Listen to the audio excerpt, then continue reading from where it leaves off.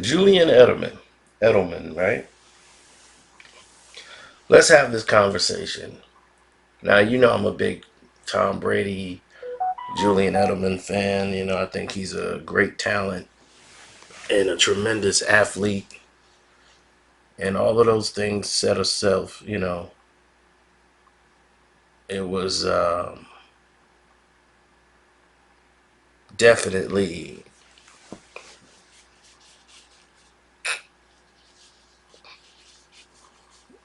very interesting to hear Julian Edelman say he wanted to have this conversation with DeSean Jackson.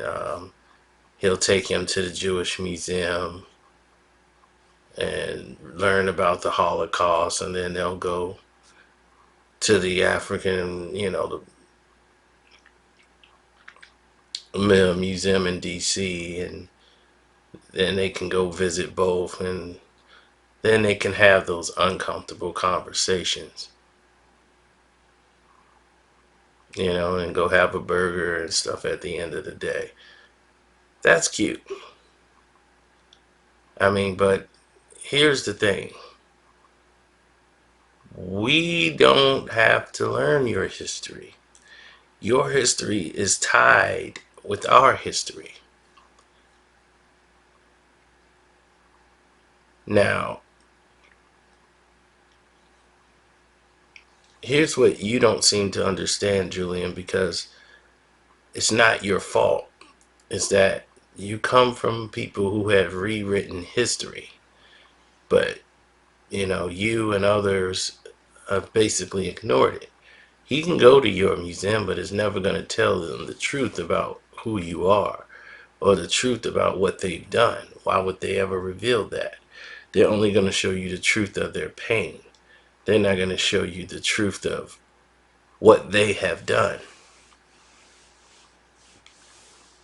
Now, DeSean Jackson has never made a statement. DeSean Jackson has never made a word. DeSean Jackson did not give his own opinions. DeSean Jackson just posted what was actually printed in the book. The Philadelphia Eagles owner is coming out with a story on Hitler. You guys, the Jewish people, your people make money, millions, every year talking about Hitler, the guy who has tormented you guys. You have made him bigger than life. And every year you keep doing movies involving him. And because of it, and that's right, I said because of it, you guys are able to tell the story over and over and over again of your pain. And I'm not saying that's a bad thing or taking anything away from it. I'm saying you're able to do that while others are not. Now, the Holocaust happened for about 12 years, right? 12, 15 years. Let's wrap it up into a big, bold 20. Okay, 20 years. We have been oppressed on this land, on United States soil, for over 400 years. And you guys got billions. And continuously get money. Right? All we got was an apology. Our history has been snatched from us. Our birthright. Everything that should have been ours was stolen.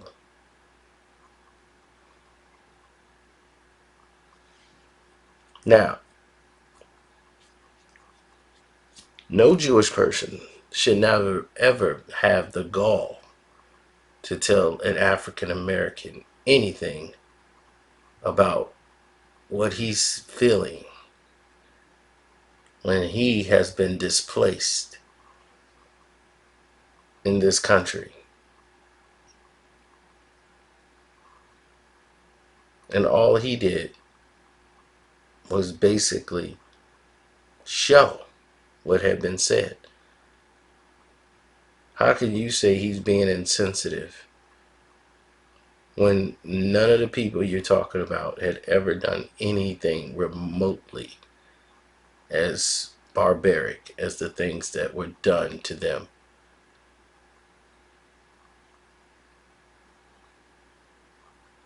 Mostly by people who didn't look like them.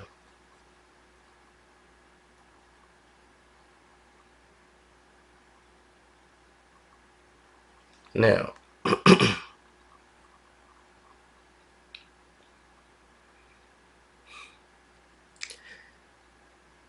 Julian, you don't have to go to the museum to learn about your people because they're not going to tell you about your people. You want to learn about us? Learn about you. Okay? Learn about what you did. Learn about David Franks. Okay? A number of rich, powerful Jews were involved in the slave trades in the Americas.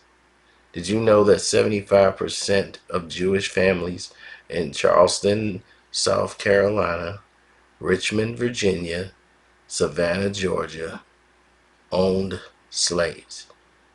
Nearly 40% of the Jewish households across the country owned slaves.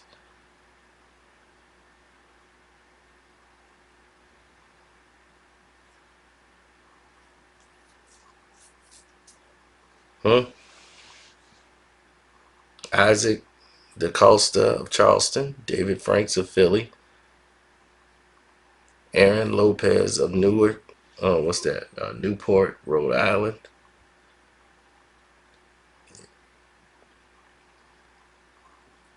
Those were the early American Jewish people who were prominent in the in the importation of sales of African slaves.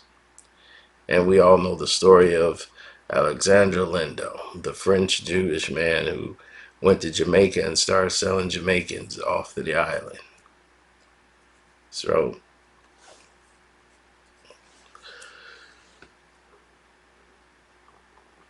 the Jewish people like to say, yeah, we did, but we weren't the only ones. We weren't the dominant ones. There were plenty others. So that makes it right in their eyes. And everybody else is wrong because if it wasn't for them. But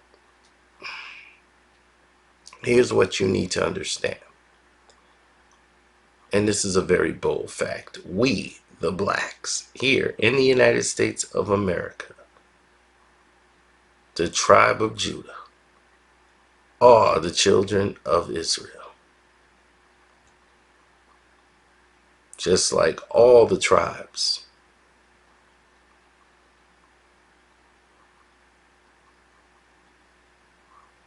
We are the lost tribe of Judah. Israel was ours. These are facts. And no matter how much you try to rewrite history, you cannot cover that up. That it was stolen from the true descendants of Israel. The true children of Israel are here in the western regions, far away from what is properly ours.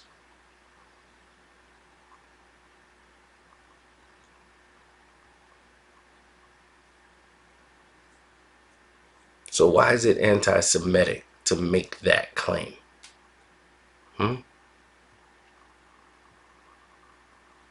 All your Jewish leaders would say that's anti-Semitic. No, it isn't.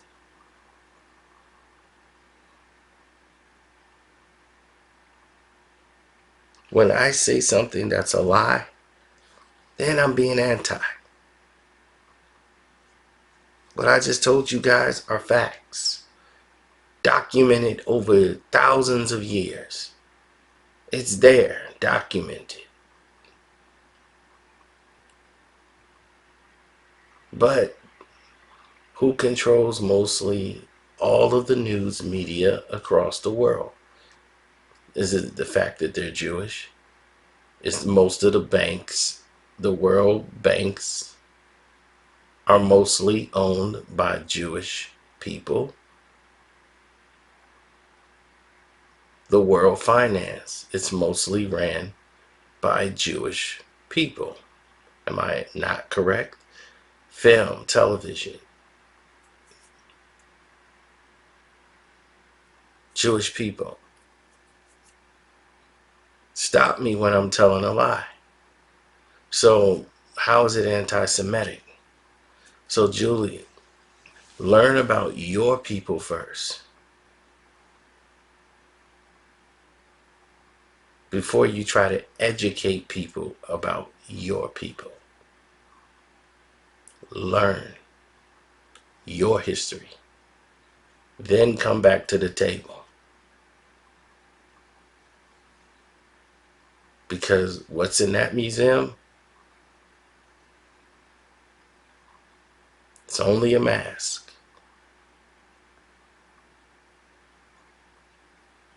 It's only a mask.